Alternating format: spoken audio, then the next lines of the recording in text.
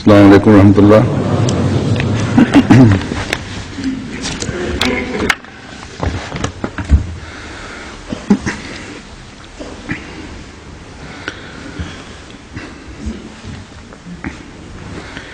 أشهد أن لا إله إلا الله وحده لا شريك له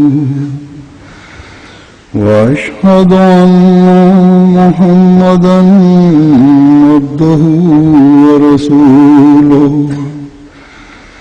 أما بعد فأعوذ بالله من الشيطان الرجيم بسم الله الرحمن الرحيم الحمد لله رب العالمين الرحمن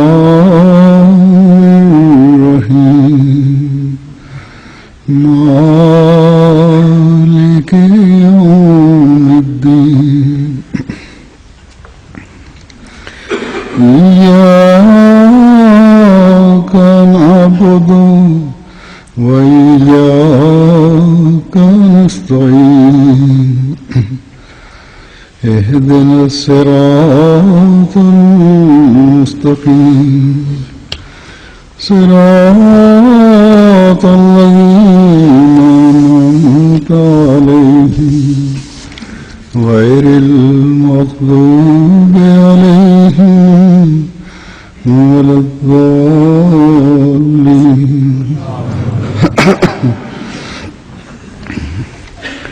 وذروا ظاهر الاسم وباطنه إن الذين يكسبون الاسم سيجزون بما كانوا يقترفون. اور تم گناہ کے ظاہر اور اس کے باطن دونوں کو ترک کر دو. یقیناً وہ لوگ جو گناہ کماتے ہیں وہ ضرور اس کی جزا دیے جائیں گے جو برے کام وہ کرتے تھے.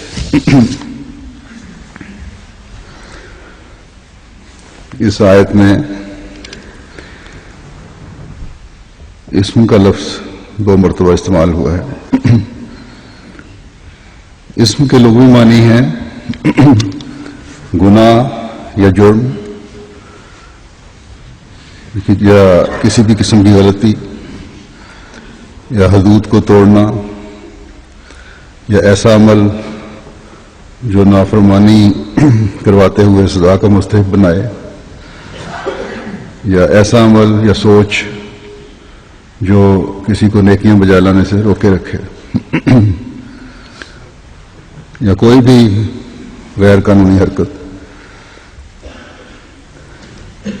ذم بھی ایک لفظ ہے، اس کا معنی بھی گناہ ہے، لیکن اہل لغت کے نزدیک ذم اور اسم میں یہ فرق ہے کہ ذم بعض یہ کہتے ہیں کہ ذم ارادتاً اور غیر ارادی طور پر بھی دونوں طرح ہو سکتا ہے،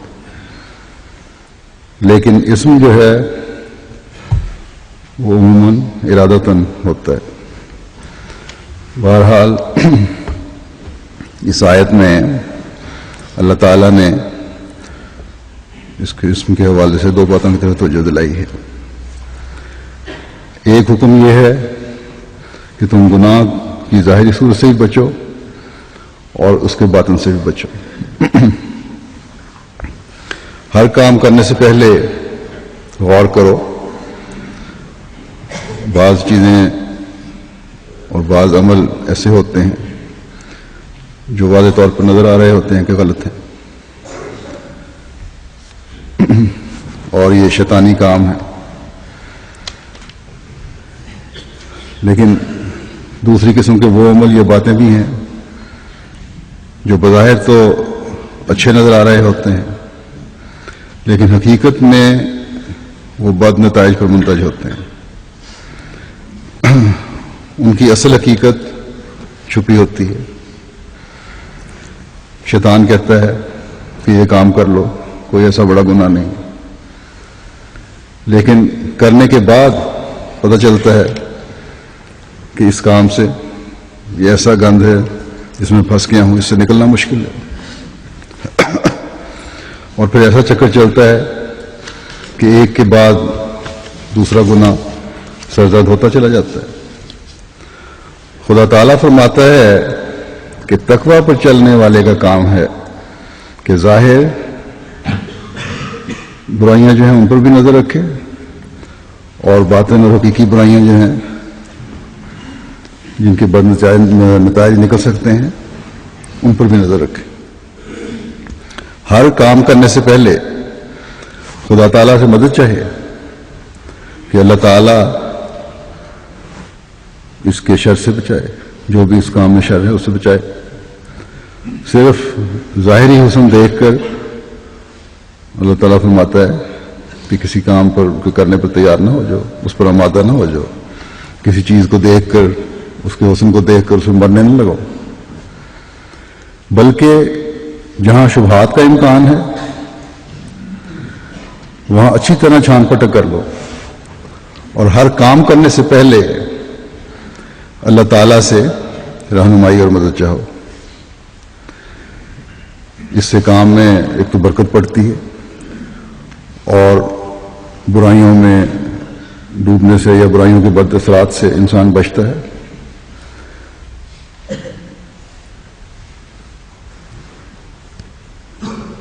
اور اس طرح اللہ تعالیٰ اس کو ہر شر سے محفوظ رکھتا ہے. دوسری بات یہ واضح فرما دی کہ اگر زندگی میں ہر کام میں تقویٰ کو سامنے نہیں رکھو گے، پھونک پھونک کر قدم نہیں اٹھاؤ گے، حلال حرام کے فرق کو نہیں سمجھو گے، تو پھر گناہ کا ارتکاب کرو گے. جو بھی گناہ کرو گے اس کی سزا ملے گی. یہ بہانے کام نہیں آئیں گے کہ ہمیں پتہ نہیں چلا. اللہ تعالیٰ نے اس سے پہلی آیت میں ایک اصولی بات یہ بیان فرما دی کہ بہت سے لوگ انہیں اپنی خواہشوں کے مطابق گمراہ کرتے ہیں، لوگوں کو گمراہ کرتے ہیں. اس لیے تمہیں ہوشیار ہونا چاہیے. حلال حرام کے فرق کو پہچانو. جس کام سے خدا تعالیٰ نے روکا ہے اس سے رک جاؤ. اسم کا لفظ استعمال فرما کر واضح فرما دیا کہ باوجود اس ہدایت کے باوجود اگر تم باز نہ آئے اور غلط راستے پر چلتے رہتے ہو اور غلط راستے پر چلانے والوں کی باتوں میں آتے ہو، تو یہ ایسا گناہ ہے جو پھر ظاہر ہے تم جان بوجھ کر کر رہے ہو. اور جو گناہ جان بوجھ کر کیے جائیں وہ سزا کا مورد بنا دیتے ہیں. اللہ تعالیٰ نے گناہ کے حوالے سے، اسم کے حوالے سے قرآن کریم میں متعدد احکامات دیے ہیں، جن میں سے بعض اور بھی میں یہاں بیان کروں گا. اللہ تعالیٰ نے سورہ اعراف میں اس بات کی یوں وضاحت فرمایا کہ قل انما حرم ربی الفواحش ما ظہر منها وما بطن والاسم والبغی بغیر الحق وان تشرکوا باللہ ما لم ينزل به سلطانا وان تقولوا علی اللہ ما لا تعلمون. تو کہہ دے کہ میرے رب نے محض بے حیائی کی باتوں کو حرام قرار دیا ہے، وہ بھی جو اس میں سے ظاہر ہو اور وہ بھی جو پوشیدہ ہو. اسی طرح گناہ اور ناحق بغاوت کو بھی، اور اس بات کو بھی کہ تم اس کو اللہ کا شریک ٹھہراؤ جس کے حق میں اس نے کوئی حجت نہیں اتاری اور یہ کہ تم اللہ کی طرف ایسی باتیں منسوب کرو جن کا تمہیں کوئی علم نہیں ہے۔ اس آیت میں اللہ تعالیٰ نے اپنی اس بات کو مزید واضح فرمایا ہے کہ تمام قسم کے غلط اور شیطانی کام کی اسلام سختی سے مناہی فرماتا ہے۔ ایک مومن بن کر رہنے کے لیے ضروری ہے کہ ان باتوں کی تلاش میں رہے کہ کون سے کام تقویٰ پر چلانے والے ہیں اور کون سے کام تقویٰ سے دور لے جانے والے ہیں اور خدا تعالیٰ سے دور لے جانے والے ہیں۔ بے شک بعض غلط کام انسان سے پوشیدہ بھی ہوتے ہیں، اور شیطان اس تلاش میں ہے کہ کب میں ابن آدم کو آدم کی طرح مرغلاؤں اور ان گناہوں کی طرف راغب کروں اور اسے ایسے خوبصورت طریقے سے ان غلط کاموں اور گناہوں کا حسن اس کے سامنے پیش کروں کہ وہ غلطی نہیں بلکہ اسے اچھا سمجھتے ہوئے اس کو کرنے لگے، اور پھر ان برائیوں میں ڈوب کر ان کو کرتا چلا جائے۔ بس اللہ تعالیٰ نے ہمیں ہوشیار کر دیا کہ ان سے بچو، یہ حرام چیزیں ہیں، یہ تمہیں سزا کا مستوجب ٹھہرائیں گی۔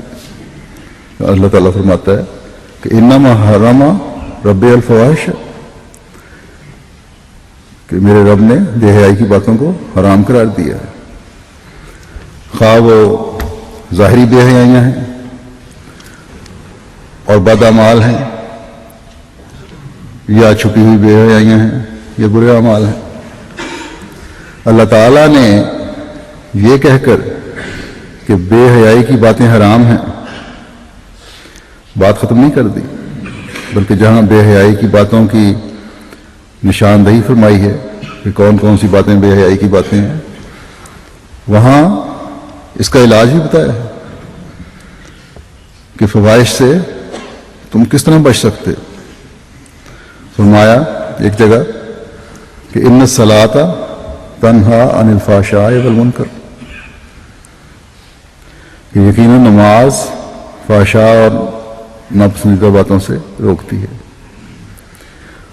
اور کیونکہ بے حیائی اور فحشاء ہر وقت انسان کو اپنے روزمرہ کے معاملات میں نظر آتے رہتے ہیں، اس زمانے میں تو خاص طور پر، اور اپنی طرف راغب کرنے کی کوشش کرتے ہیں، اس لیے 5 وقت کی نمازیں رکھ کر ان سے بچنے اور اللہ تعالیٰ کی پناہ میں رہنے کی تلقین فرمائی، راستہ دکھایا۔ حضرت مسیح موعود علیہ الصلوۃ والسلام فرماتے ہیں کہ نماز کیا ہے؟ ایک قسم کی دعا ہے جو انسان کو تمام برائیوں اور فواحش سے محفوظ رکھ کر حسنات کا مستحق اور انعام الہیہ کا مورد بنا دیتی ہے۔ کہا گیا ہے کہ اللہ اس میں اعظم ہے۔ اللہ تعالیٰ نے تمام صفات کو اس کے تابع رکھا ہے۔ اب ذرا غور کرو،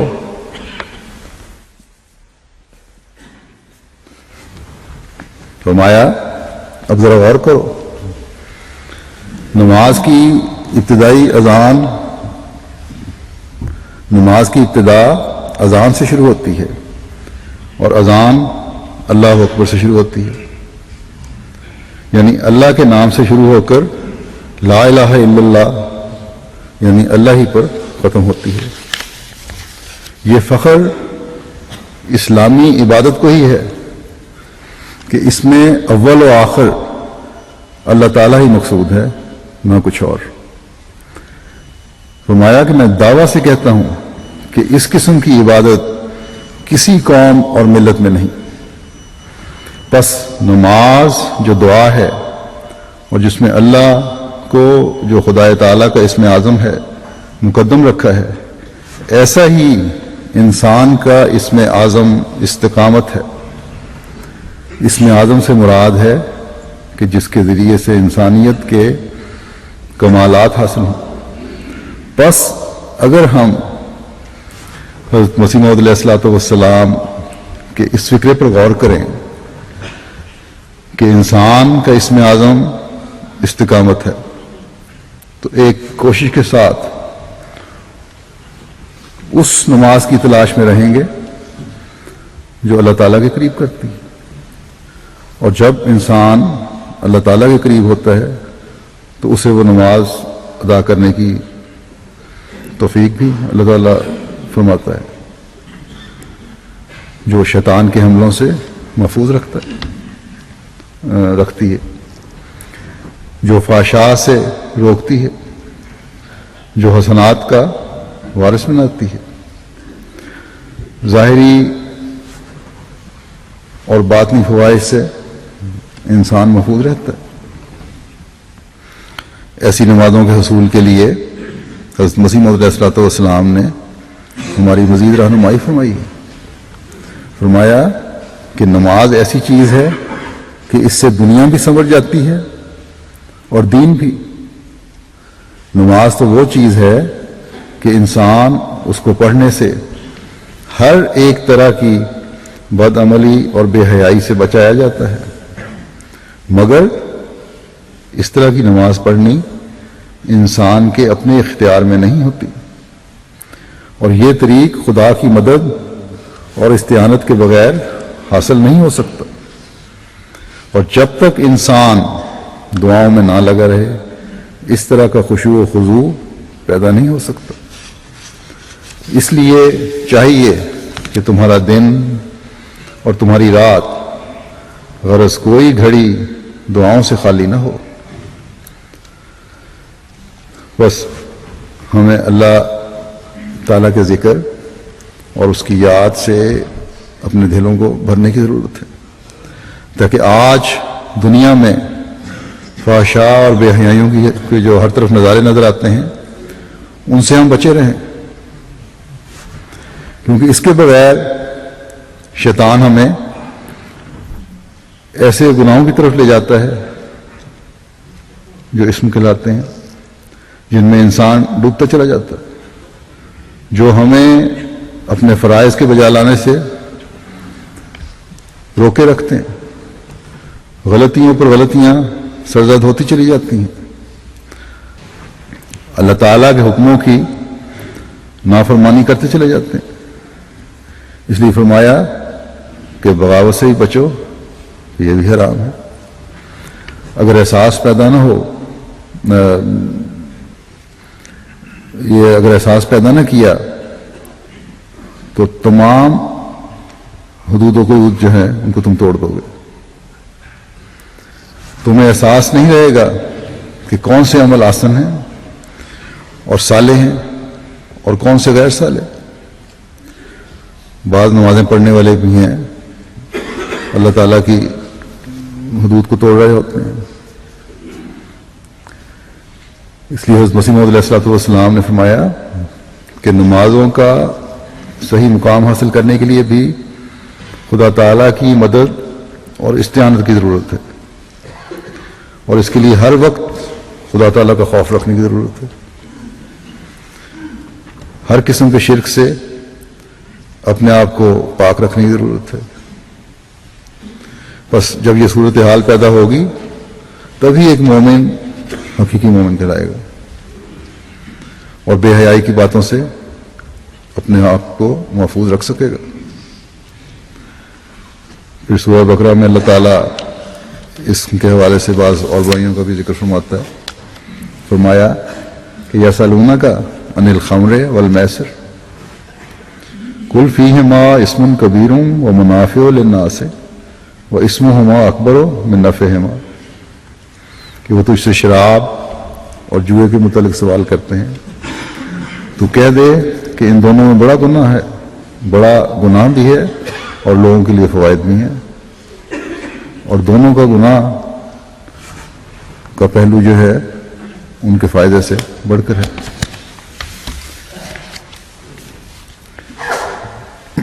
شراب اور جوئے کے بارے میں پہلے فرمایا کہ ان میں بڑا گناہ ہے، اور پھر فرمایا کہ میں خدا تعالیٰ نے فوائد بھی رکھے ہیں، لیکن فرمایا کہ اس کا گناہ جو ہے اس کے فائدے سے بڑھ کر ہے۔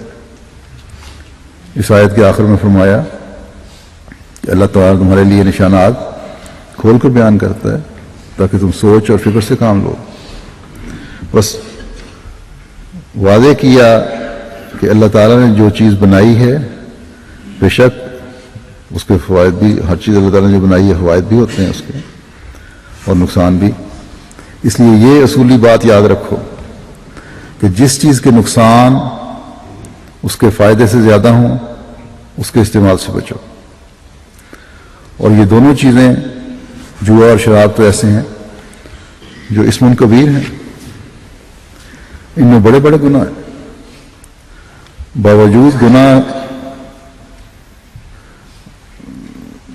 باوجود فائدے کے یہ گناہ میں بڑھانے والے ہیں۔ اور جیسا میں نے اسم کے لغوی معنی میں بتایا تھا، اور قرآن کریم میں بھی ایک جگہ اللہ تعالیٰ فرماتا ہے کہ ومن یفعل ذالک یلقی اثاما، یعنی اپنے گناہ کی سزا بھگتے گا۔ بس باوجود اس کے کہ جوئے اور شراب میں فائدہ بھی اللہ تعالیٰ نے فرمایا کہ ہے، یہ کھول کر بیان کر دیا کہ تم غور کرو، لیکن غور اس بات پر نہیں کہ میں تھوڑا فائدہ اٹھاؤں یا زیادہ، یہ دیکھوں کہ اس میں فائدہ ہے کہ نہیں ہے۔ غور اس بات پر کرنا ہے کہ اس کے اگر میں نے اس پر کیا، اس کو استعمال کیا یا یہ کام کیا تو گناہ گار بنوں گا اور سزا کا سزاوار ٹھہروں گا، کیونکہ اسم ہما اکبر کہہ کر بتا دیا کہ تمہیں اس کی جرم کی سزا ملے گی۔ اور یہ ایسا گناہ ہے جس میں ایک دفعہ انسان پڑتا ہے تو پھر پڑھتا چلا جاتا ہے، جان بوجھ کر اس گڑھے میں گرتا چلا جاتا ہے، ایک نشہ، ایک چاٹ لگ جاتی ہے اس کے ان دونوں کاموں میں کرنے کی، اور یوں بغاوت کا رویہ اختیار کرتے ہوئے سزا کا مستحق بن جاتا ہے۔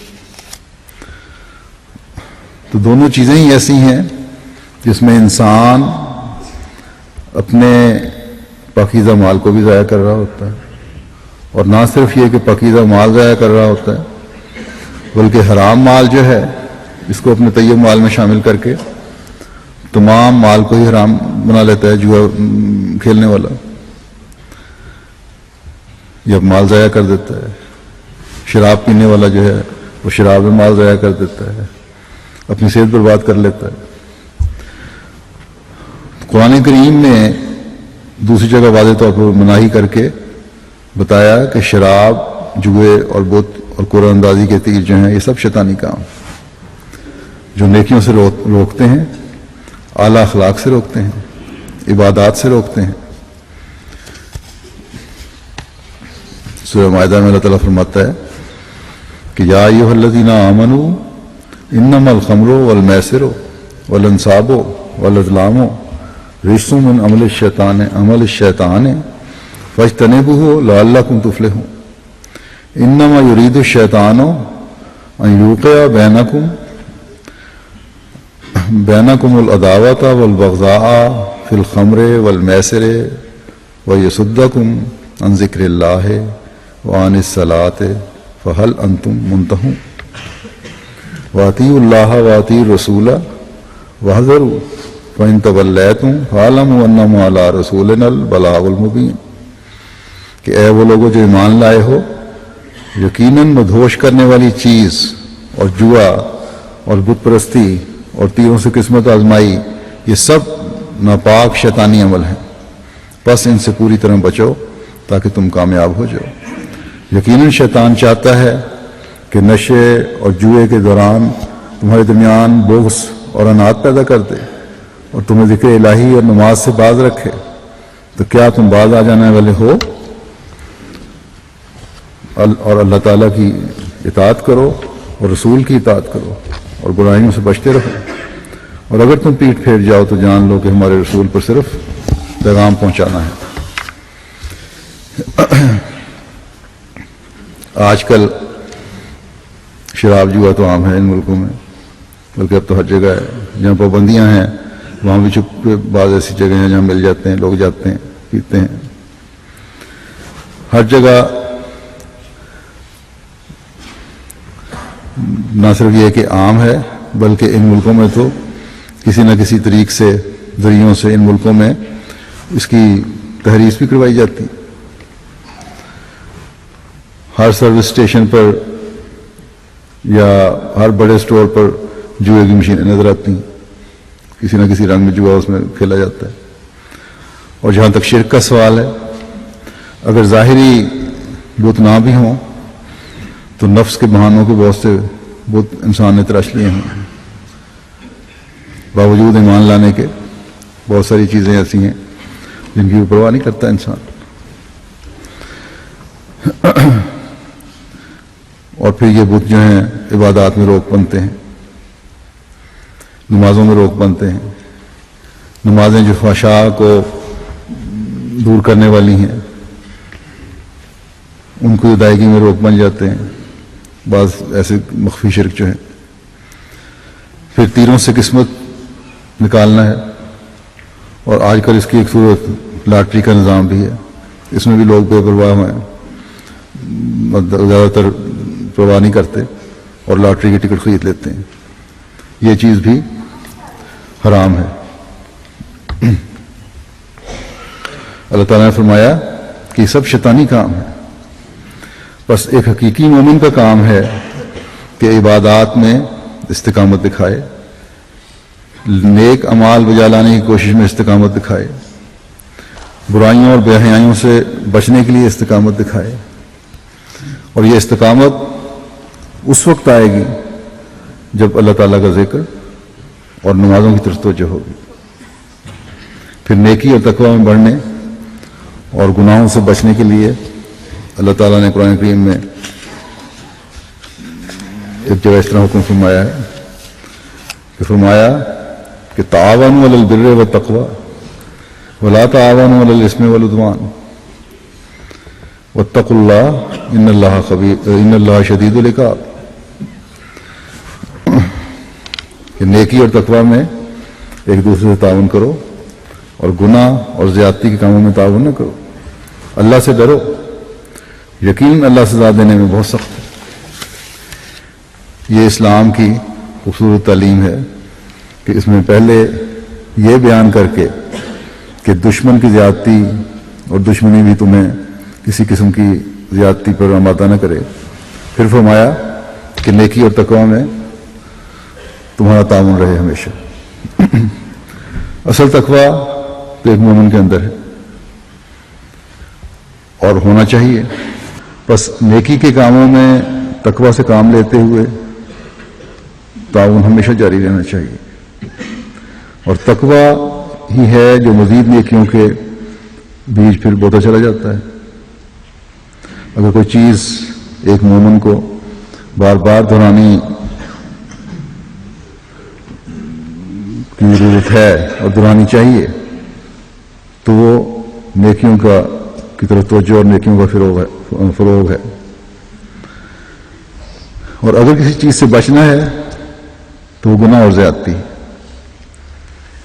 ایک مومن کی شان نہیں کہ اس مجھ سے سرزد ہو،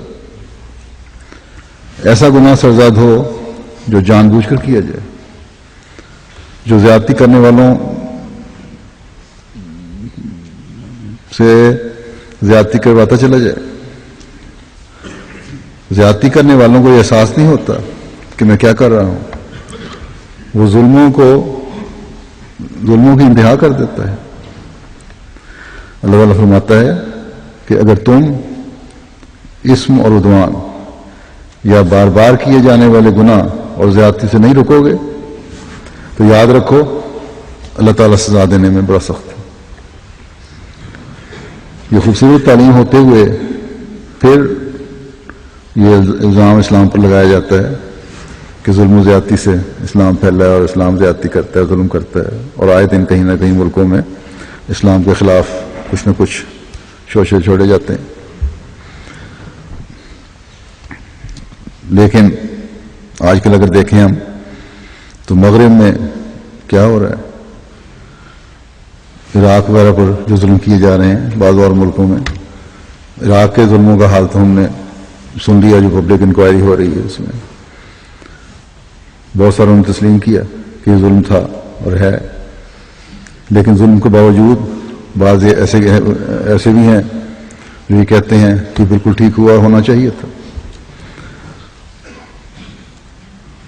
لیکن اسلام کہتا ہے کہ نہیں، تقویٰ کا یہ کام نہیں، یہاں تمہاری غلطی ہے اس غلطی کو مانو، اور یہاں صلح صفائی کی ضرورت ہے یا نیک کاموں میں بڑھنے کی ضرورت ہے، اور تقویٰ سے کام لیتے ہوئے نیکیوں کو پھیلاؤ، زیادتیوں سے اپنے آپ کو روکو. اور اگر یہ نہیں ہوگا تو پھر ایک مومن کو یہ سزا کا مستحق بناتی ہے اللہ تعالیٰ کی نظر میں. جب غیروں کو اس قدر تاکید ہے تو اپنوں سے حسن سلوک کس قدر ہونا چاہیے. اس بارے میں حضرت مسیح موعود علیہ الصلوۃ والسلام جماعت کو نصیحت کرتے ہوئے فرماتے ہیں کہ یہ دستور ہونا چاہیے کہ کمزور بھائیوں کی مدد کی جاوے اور ان کو طاقت دی جاوے. یہ کس قدر نامناسب بات ہے کہ دو بھائی ہیں، ایک تیرنا جانتا ہے اور دوسرا نہیں، تو کیا پہلے کا یہ فرض ہونا چاہیے کہ وہ دوسرے کو ڈوبنے سے بچاوے یا اس کو ڈوبنے دے؟ اس کا فرض ہے کہ اس کو غرق ہونے سے بچائے. اس لیے قرآن شریف میں آیا ہے تعاونوا علی البر والتقوی، کمزور بھائیوں کا بار اٹھاؤ، عملی، ایمانی اور مالی کمزوریوں میں بھی شریک ہو جاؤ، بدنی کمزوریوں کا بھی علاج کرو.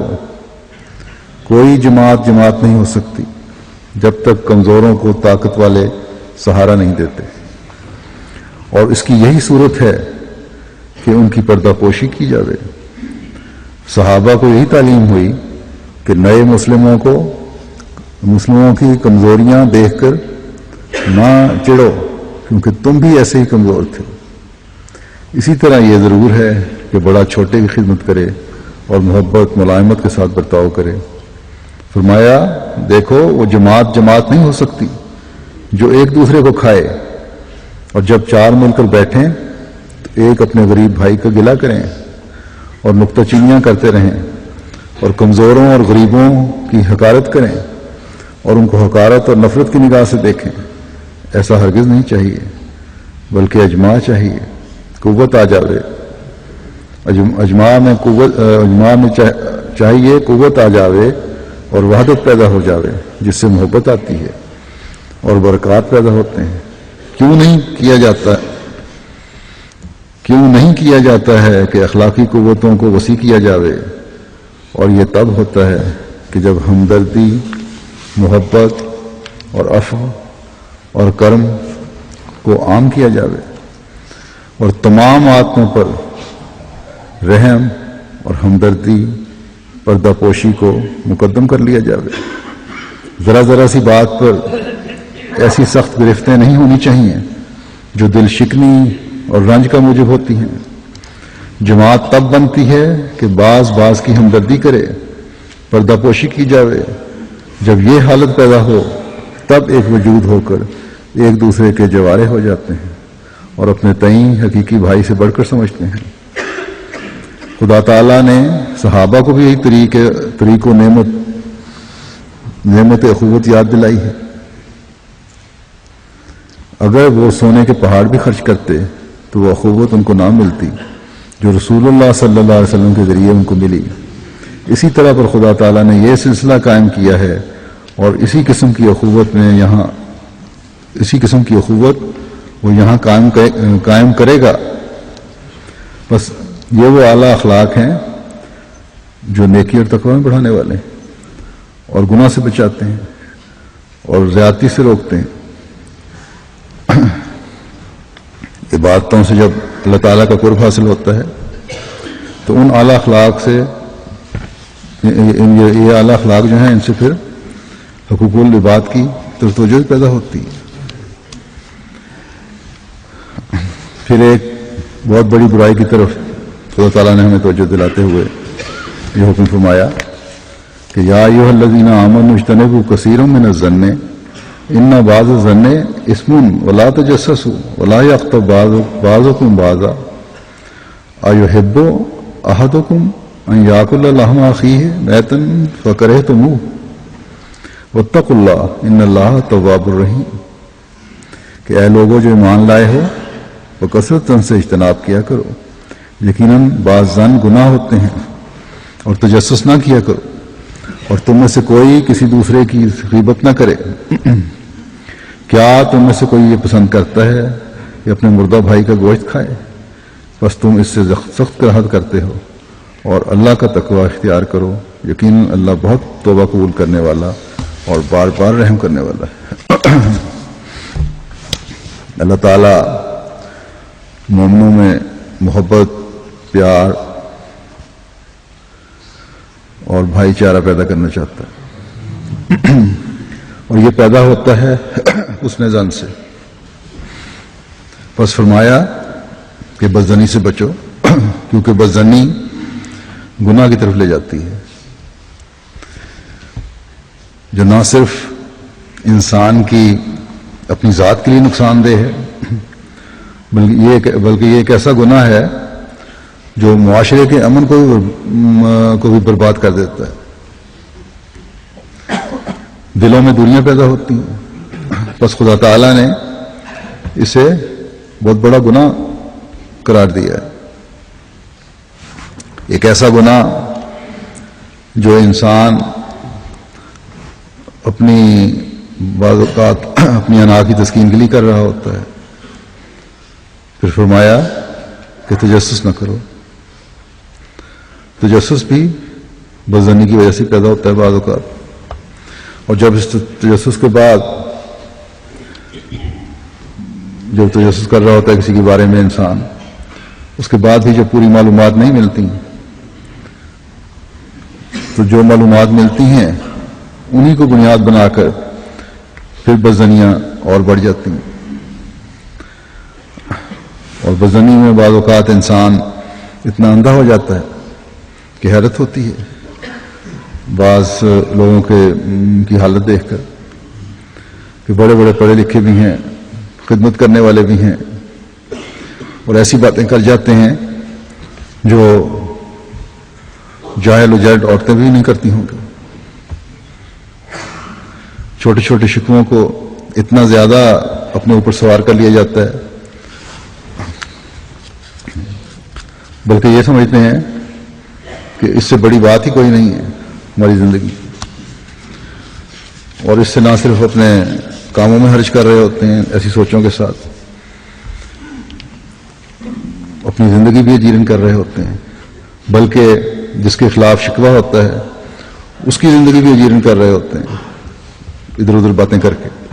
اور بعض دفعہ ایسے معاملات میرے پاس بھی آ جاتے ہیں، اور جب تحقیق کرو تو کچھ بھی نہیں نکلتا، بڑی معمولی سی بات ہوتی ہے۔ پھر بعض معاملات ایسے ہوتے ہیں کہ ان کا شکایت کرنے والے کے ساتھ براہ راست معاملہ بھی نہیں ہوتا، ادھر سے بات سنی ادھر سے بات سنی، تجسس والی طبیعت ہے، شوق پیدا ہوا کہ مزید معلومات لو، اور ادپچدی جو معلومات ملتی ہیں وہ فوراً ان کو اس کے اوپر پھر اپنے پاس سے حاشیہ آرائی کر کے اچھالا جاتا ہے۔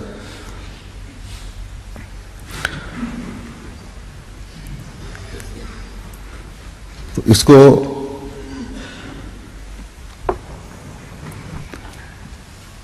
جب کسی کے بارے میں باتیں کی جاتی ہیں اور اچھالا جاتا ہے تو اس شخص کی بیچاری کی زندگی اجیرن ہوئی ہوتی ہے، کیونکہ اس ماحول میں اس کو دیکھنے والا ہر شخص ایسی نظر سے دیکھ رہا ہوتا ہے جیسے وہ بہت بڑا گناہ گار انسان ہے۔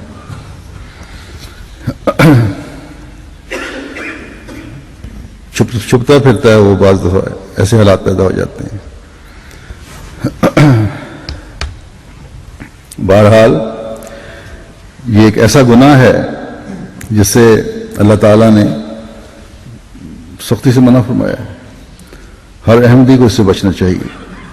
پھر غیبت ایک گناہ ہے، جسے اصلاح کے بجائے معاشرے میں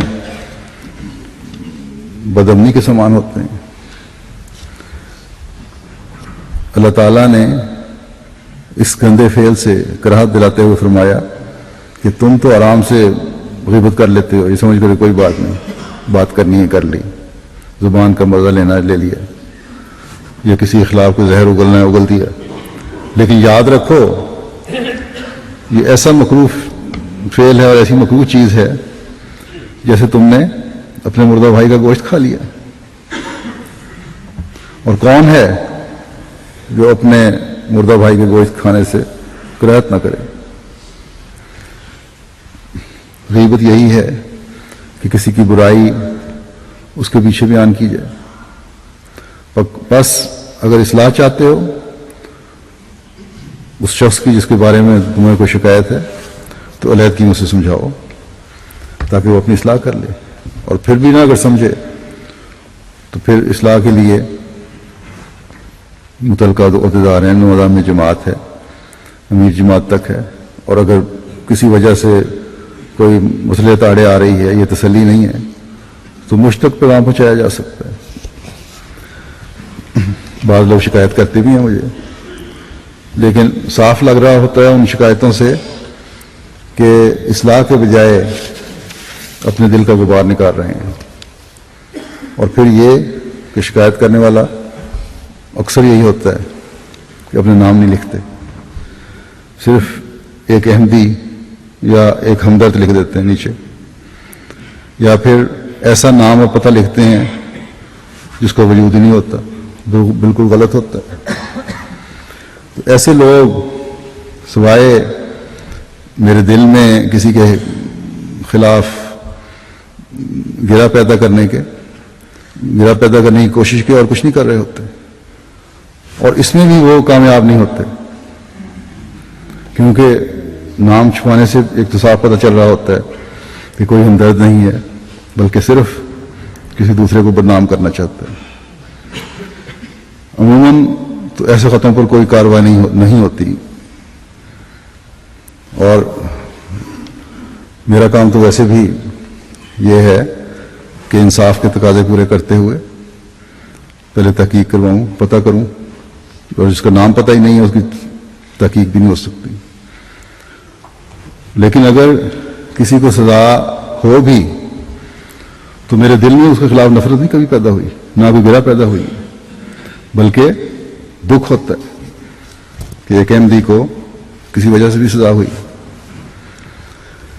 تو بہرحال ایک احمدی کو ہمیشہ ہی یاد رکھنا چاہیے کہ اللہ تعالیٰ فرماتا ہے کہ واتقوا اللہ، تقوی اختیار کرو، ان اللہ تواب الرحیم، کہ اللہ تعالیٰ توبہ قبول کرنے والا ہے اور بار بار رحم کرنے والا ہے۔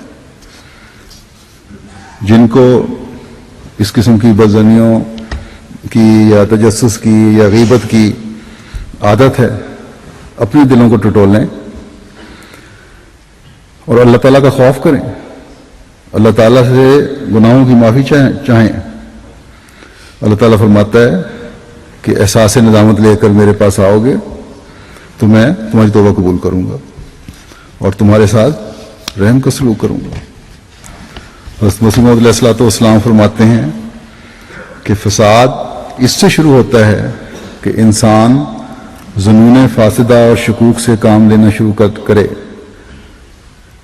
اگر نیک ظن کرے تو پھر کچھ دینے کی توفیق بھی مل جاتی ہے۔ جب پہلی منزل ہی پر خطا کی تو پھر منزل مقصود پر پہنچنا مشکل ہے۔ بدظنی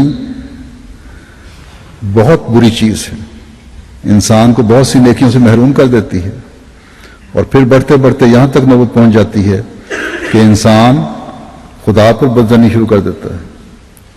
پھر ایک جگہ فرماتے ہیں کہ بدظنی صدق کی جڑ کاٹنے والی چیز ہے، اس لیے تم اس سے بچو اور صدیق کے کمالات حاصل کرنے کے لیے دعائیں کرو۔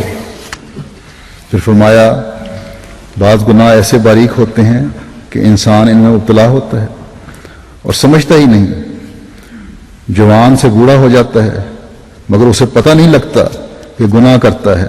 مثلا گلہ کرنے کی عادت ہوتی ہے، شکوے شکایتیں کرنے کی عادت ہوتی ہے، ایسے لوگ اس کو بالکل ایک معمولی اور چھوٹی سی بات سمجھتے ہیں، حالانکہ قرآن شریف نے اس کو بہت ہی برا قرار دیا ہے۔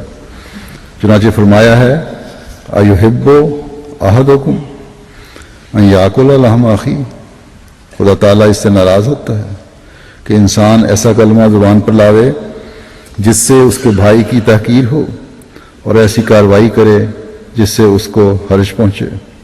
ایک بھائی کی نسبت ایسا بیان کرنا جس سے اس کا جاہل اور نادان ہونا ثابت ہو، یا اس کی عادت کے متعلق خفیہ طور پر بے غیرتی یا دشمنی پیدا ہو، یہ سب برے کام ہیں۔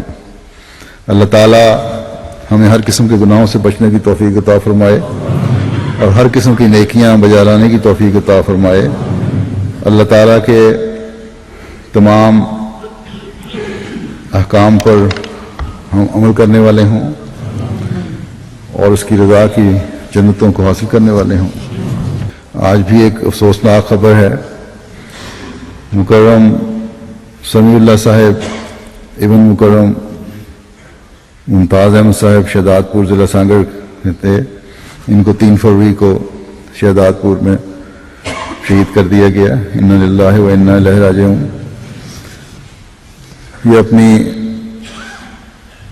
ایک دکان تھی ان کی، وہاں الیکٹرک موٹر وائنڈنگ وغیرہ کی، وہ شام کو بند کر کے واپس آ رہے تھے اپنے گاؤں، اس کے قریب پہنچے تو 2 موٹر سائیکل والوں نے ان کو فائر کر کے قریب آئے، پہلے ان کو روکا، قریب آئے، راستہ پوچھا کسی جگہ کا، ایک شخص نے راستہ پوچھا اور دوسرے نے ان کے سر پر پستول رکھ کر گولی چلا دی اور وہیں موقع پہ شہید ہو گئے۔ 53 سال ان کی عمر تھی، جماعت کے بڑے فعال رکن تھے، سیکرٹری اصلاح ارشاد، سیکرٹری دعوت اللہ رحیم انصار اللہ اور نائب ناظم انصار اللہ ضلع کی حیثیت سے بھی خدمت کرتے رہے۔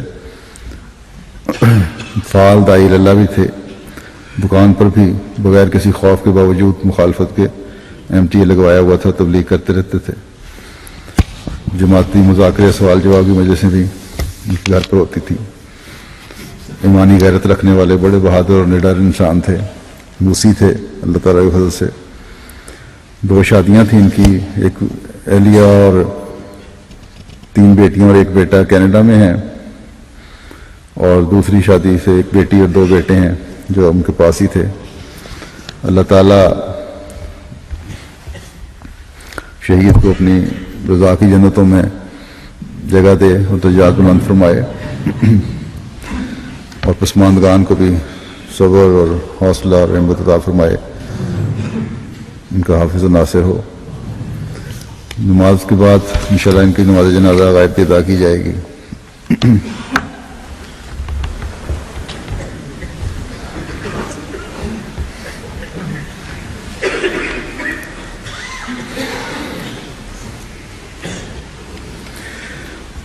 الحمد لله نحمده ونستعينه ونستغفره ونؤمن به ونتوكل عليه ونعوذ بالله من شرور أنفسنا ومن سيئات أعمالنا، من يهده الله فلا مضل له ومن يضلل فلا هادي له، ونشهد أن لا إله إلا الله ونشهد أن محمدا عبده ورسوله۔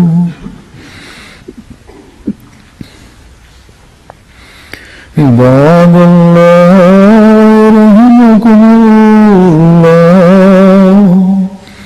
إن الله يأمر بالعدل والإحسان وإيتاء ذي القربى